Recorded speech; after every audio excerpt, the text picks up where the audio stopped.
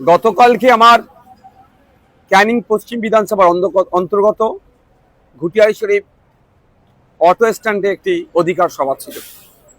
আমি যখন যাচ্ছিলাম সেই সময় যাওয়ার পথে ক্যানিং পূর্ব বিধানসভার অন্তর্গত নারায়ণপুর অঞ্চল, সম্ভবত অঞ্চলটির নাম, ওই অঞ্চলের দু জায়গায় আমাকে কালো পতাকা দেখানো হয়। আমাকে যখন কালো পতাকা দেখানো হচ্ছিল, আমি গাড়িটা স্লো প্রথম করি, তারপর গাড়ি দাঁড় করিয়ে আমি জিজ্ঞাসা করার চেষ্টা করি যে কী কারণে কালো পতাকা দেখানো হচ্ছিল। অনেক চিৎকার চেঁচামেচি করছিল। এমন একে একে করলে সুবিধা হয়। তো কিছু লোকজন বললো যে আপনি যেখানে যাচ্ছেন তারা সব গেঁজা, এই ধরনের অনৈতিক কাজ করে, ব্যবসা করে, ডিলার সব আমাদের গ্রামের ছেলেদেরকে ধ্বংস করে দিচ্ছে। আমি বললাম আমি এই ধরনের যদি ঘটনা ঘটে আমি গিয়ে গাঁজার বিরুদ্ধে বলবো। তার মধ্যে যেহেতু আমার সময় স্বল্প হয়ে আসছিল, আমার গাড়িটা আস্তে আস্তে আবার বার করে নিলাম। তার থেকে 1-150 মিটার কি একটু বেশি এসেই আবার বেশ কিছু রাস্তায় মহিলারাও প্ল্যাকার্ড নিয়ে কালো পতাকা নিয়ে দাঁড়িয়েছিল। আমি দাঁড়িয়ে গেলাম। আমি বললাম, মা কি সমস্যা গো, কি হয়েছে, কালো পতাকা দেখাচ্ছ কেন? না, আপনাকে আমরা শ্রদ্ধা করি, সম্মান করি, আমাদের অঞ্চলে আপনাকে স্বাগত জানাই, কিন্তু আপনি যেখানে যাচ্ছেন তারা কে জানেন? আমি না তো। কে, তারা কারা? এই ধরনের কথাবার্তার আদান প্রদান হলো। তাদের বক্তব্য হচ্ছে যে আমার যারা প্রোগ্রাম অ্যারেঞ্জ করেছে তারা নাকি ওই ধরনের অনৈতিক কাজ করে, গাঁজা টাজা এই ধরনের সব ডিলার্স দিয়ে। আমি বললাম, মা আমি যদি স্টেজে উঠে গাঁজার বিরুদ্ধে বলি তোমরা খুশি হবে তো? শুধু খুশি না, এটা বললাম, আমি যদি মা স্টেজে উঠে গাঁজার বিরুদ্ধে বলি তাহলে আসবার সময় আমাকে চা খাওয়াবে তো?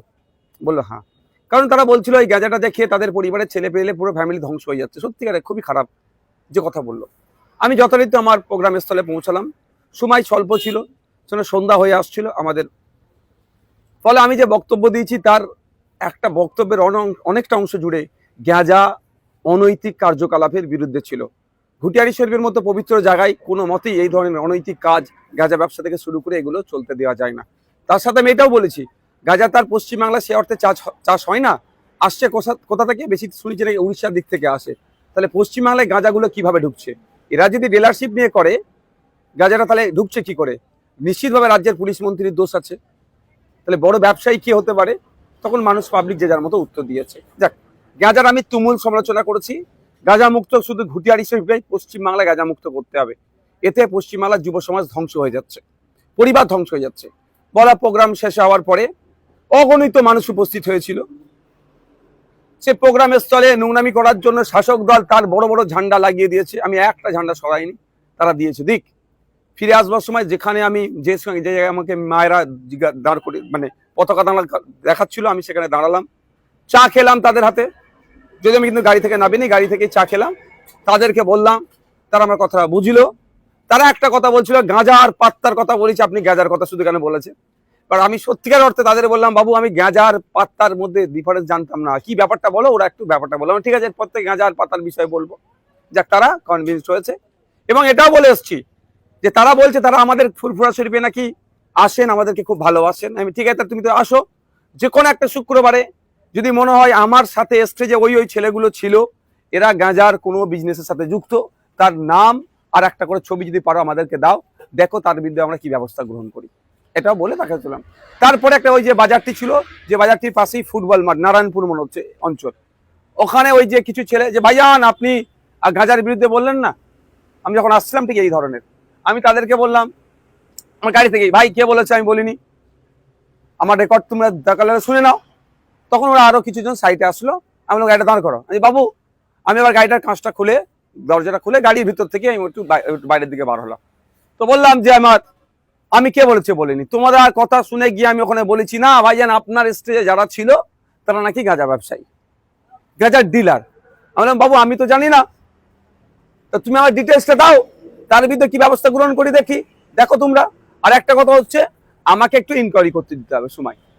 এই বলার মধ্যে ওই কিছু সবাই চিৎকার চাচ্ছি, সবাই ওই অভিযোগটাই করছে। আমার সাথে কেউ খারাপ আচরণ তখন পর্যন্ত করেনি। যেটা সত্য কথা সেটা আমি বলতে হবে, মানুষকে জানতে হবে যে অ্যাকচুয়াল ফ্যাক্টটা কি। তারা বলছে আমাদের এখানকে শেষ করে দিল। অনেক মাও ছিল, অনেক বাপেরা, অনেক বয়স্ক, অনেক ইয়াং ছেলে, কলেজ পড়ুয়া ছিল, ভাইজান আমাদেরকে শেষ করে দিচ্ছে।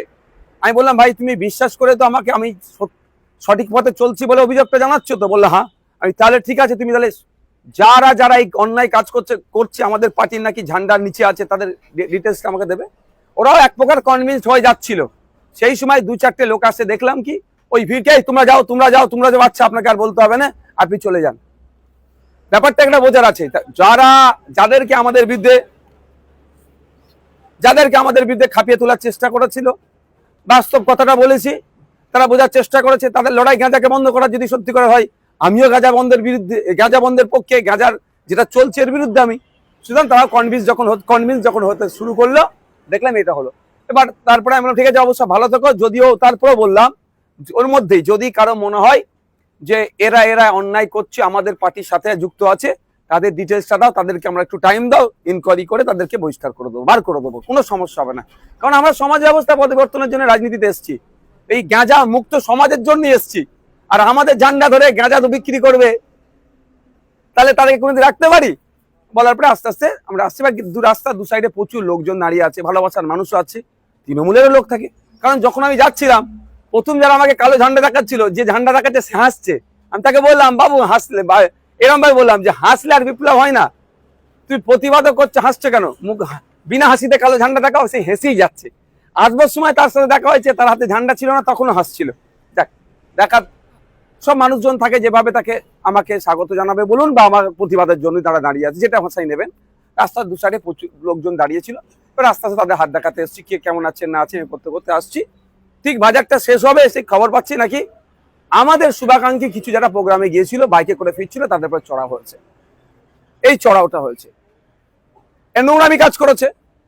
এটা এবার যখন যারা আমাকে প্রথম বলছিল ভাইজান গাঁজা নিয়ে প্রতিবাদ করতে হবে, আপনি গাঁজাওয়ালাদের প্রোগ্রামে যাচ্ছেন, তারা আমার কাছে ছিল। আমি বললাম বাবু এটা কি হলো? তুমি আমাকে সঠিক দিশা দেখাচ্ছিলে, আর এই ধরনের অন্যায়টা কারা করলো? তখন ওরা সরাসরি বলছে ভাইজান এটা আমরা করিনি। তাহলে কারা করলো? ওটা কারা করলো? এখানে বুঝতে অবকাশ লাগছে না শওকত মোল্লা সাহেব, যে ক্যানিং পূর্বের মতো জায়গাতে মানুষ রাস্তার দুধারে ঢল নেবেছে। চন্দনেশ্বর থেকে শুরু করে, নারায়ণপুর থেকে শুরু করে বিভিন্ন জায়গায় ক্যানিং পশ্চিমের মানুষ, হাজার হাজার মানুষ রাস্তায় নামছে, আতঙ্কিত হয়ে গেছে বলে আমাদের কর্মীদের উপরে চড়া হয়েছে। দুর্ভাগ্য, সেখানে কিন্তু পুলিশের একটা অংশ ছিল।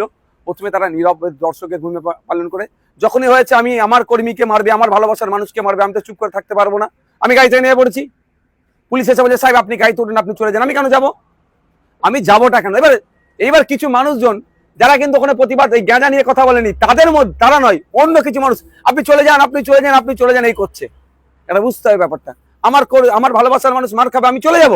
এটা হতে পারে না। আমি জানিয়ে গেছি, পুলিশ এসে বলছে সাহেব আমরা দেখছি, কোনো অসুবিধা নেই, যতটুকু যা ঘটনা ঘটে গেছে আর কিছু হতে দেবো না, আমরা কথা দিচ্ছি, যারা কোনো অসুবিধা হবে না, আপনি যান। আমি পুলিশ যারা ছিলেন ওখানে দায়িত্বশীল, আমি বললাম, কিন্তু আমি এখান থেকে যাবার ছেলে নয়, কারণ আমার কর্মীকে আমার ভালোবাসার মানুষকে মার খাওয়ার আগে আমি দুঘা মার খাতে প্রস্তুত আছি।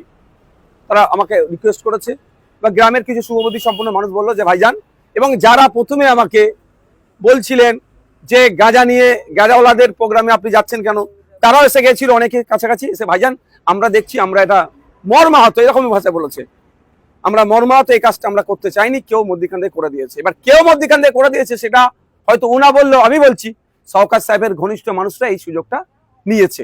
তো এই অবস্থা হয়েছে। আমাকে আস্তে আস্তে আমরা বাড়ি আসলাম, আমি জাস্ট বাজারটা ক্রস করে আমি দাঁড়ালাম।